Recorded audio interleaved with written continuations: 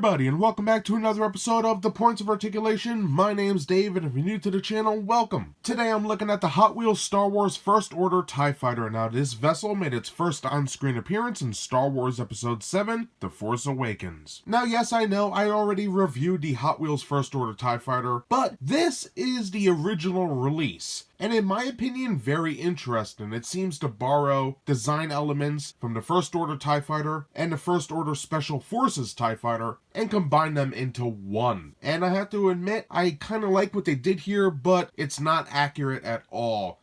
Based on some reference photos I've seen from the films and the Force Awakens Visual Dictionary by DK, the First Order TIE Fighter does in fact have an antenna, so that is pretty accurate. However, this particular model does feature a turret at the bottom, and if we turn the craft around, it does feature two ion engines and a rear window for the gunner, which is seen predominantly on the Special Forces TIE Fighter.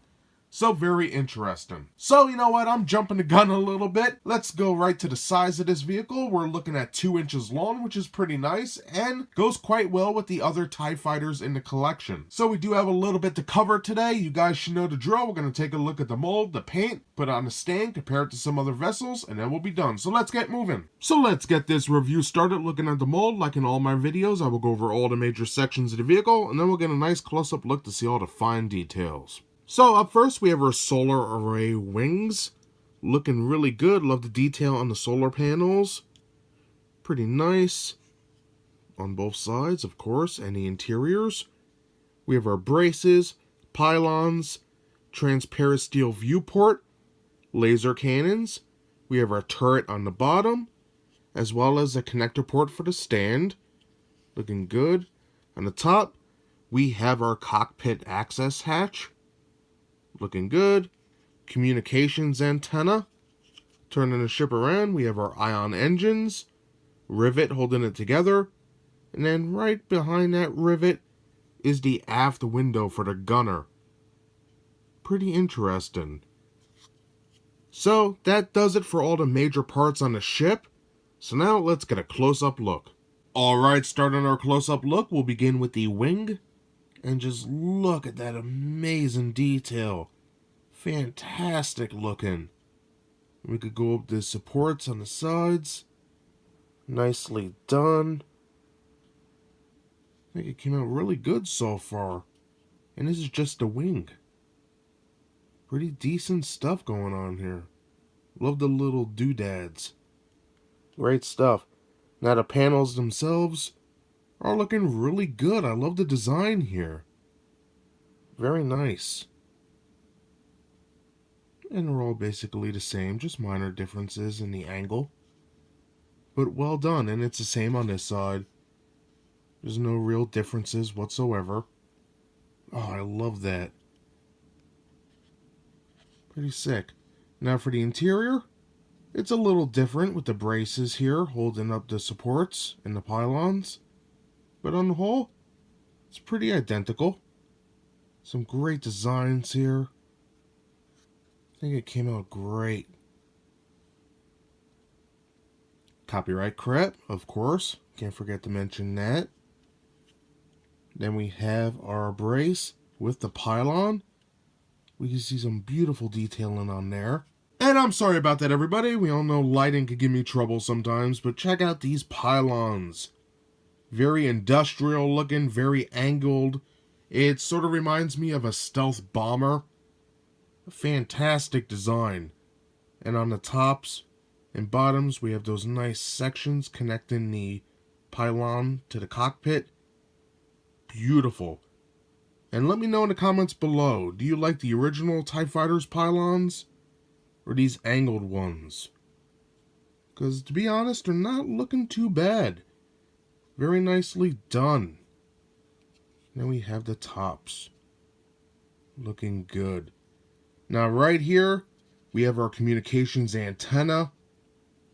Sort of on this brick here, and then it comes up with a little piece hanging to the left. Pretty interesting. Now to the main cockpit. We have our transparent steel viewport.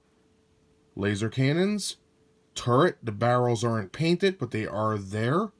So that's pretty interesting. And I just want to take a moment and just show you all the etching and nice little raised sections around the cockpit. Beautifully done. That is not raw metal. That is actually silver paint. So a little sloppy, but what are you going to do? On the bottom of the vessel, we have our connector port for the stand, surrounded by nice molding. On the aft section, we have our 2 ion engines, our rivet, aft window, beautiful line work here and little details throughout. Very nice. I think that's a great job there. Beautiful stuff. Coming back to the top, we can see some little etching going to the top here, where we have our cockpit hatch. Pretty cool. I wish the windows here were painted different black, but not too bad. All in all, a nicely molded ship.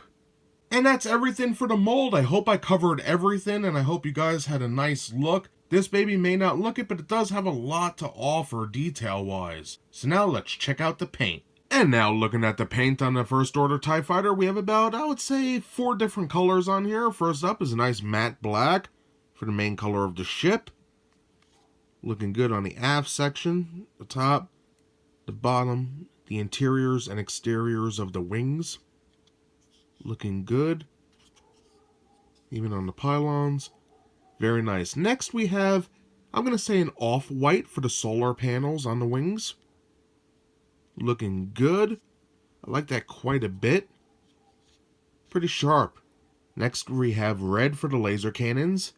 And silver for the viewport supports. Looking great. So all in all, I do like the paint. Sometimes it can be a little sloppy, but not too bad. So now let's put this baby on a stand, compare it to some other vessels, and then we'll be done. And just like other Hot Wheels ships, it comes with a cool stand. Now this is one of the original ones that you put your finger in to drive the ship around. Not a fan of these, but they work.